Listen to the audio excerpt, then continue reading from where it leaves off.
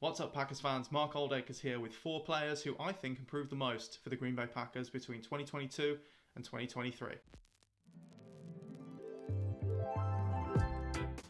And first up on the list, I'm going to go with Darnell Savage. Now, just stay with me here for a second. This is more based on how bad he was in 2021 and 2022. In 2023, he was solid, and that is all the Packers were essentially asking for from their safety room this year. Brian Gutekunst just chucked a bunch of safeties at the wall and hoped a couple of them would stick. Darnell Savage did, and other than the game against San Francisco at the end of the season where he was back to his old ways, dropping the interception, the terrible attempted tackle on Christian McCaffrey that ended in a touchdown, he had a pretty solid year. The pick 6 in Dallas, of course, was the highlight, but he played pretty well overall. In fact, he was PFF's 15th ranked safety in the NFL this year. And while I personally wouldn't go that far and say he played that well, it's hard to argue that he wasn't at least solid.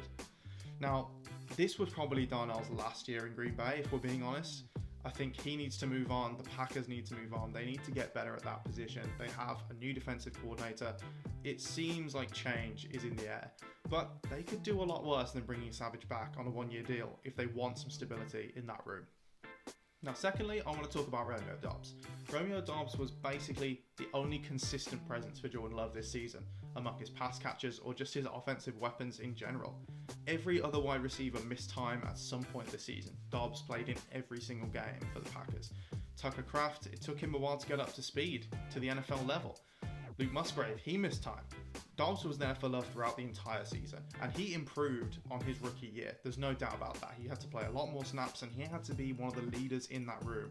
Only he and Watson had any kind of significant experience before this season, and of course Watson was missing for so much of the year. At times, the headlines were grabbed by Montavion Wicks, by Jaden Reed, who had great rookie years and flashed some real potential for the seasons to come.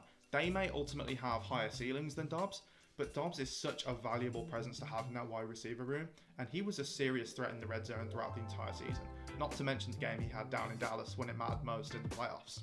Next up, I want to talk about Shawn Ryan. Shawn Ryan.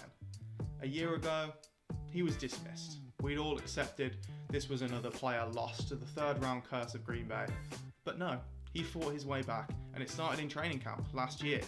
In the one-on-one drills, he was dominating against the Packers defensive linemen on a daily basis, and that caught the eye, for sure. And as the season went on, he started to work his way into the rotation with Jon Runyan kind of floundering a little bit there at right guard. By the end of the season, it was basically a 50-50 split between Runyan and Ryan as to who was getting the snaps on a game-by-game basis. It seems like Ryan is penciled in to be the starter next year, with Jon Runyan set to be a free agent, and of course, they would love to add competition, I'm sure, in the draft, but the Packers probably feel okay about Shawn Ryan. If you say he's going to start 17 games next year, I think not too many Packers fans would have a big problem with that, and that is a huge step from where he was last year. Finally, I want to talk about Zack Terrell, because this guy is insane. I mean, nobody ever could have seen this kind of rise in his second year. He was good in his first year. He didn't get to see the field that much, but he was thrown in spot duty from time to time, sometimes finding out that he was going to play an hour or so before kick. And he did well wherever they had to plug him in. He performed admirably and he survived. This season, he'd basically turned into a shutdown right tackle for the Packers. A play that you just did not have to worry about. Set it and forget it on that right side. He was protecting Jordan Love, keeping him upright. And that was absolutely vital, especially with David Bakhtiari going down a week into the season. Going into next year, Bakhtiari's status is completely up in the air, but the Packers know that they have Zack Terrell plugged in on the right side, and that is a huge benefit for them going forward. If they attack the draft, they don't have to reach. They have Rasheed Walker on the other side. It's a great place to be for the Packers, and he is the most valuable player on that offensive line going forward. So there you go. That is the 4 most improved players, according to me, for the 2022 to 2023 season. Let me know in the comments who your most improved player is, and be sure to check out the full article on CHTV. Go Pack Go.